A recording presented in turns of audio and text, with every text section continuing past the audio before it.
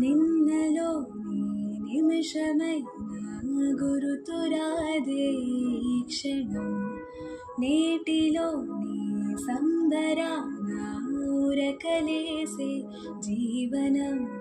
ఈ స్నేహమే వరం, ఈ భావమే నిజం.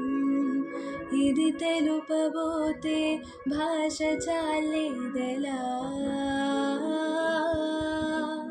నా భాషలోన తీయందనం, నా బాటలోన పచ్చందనం, పసిపాపలాగా నవ్వే గుణం.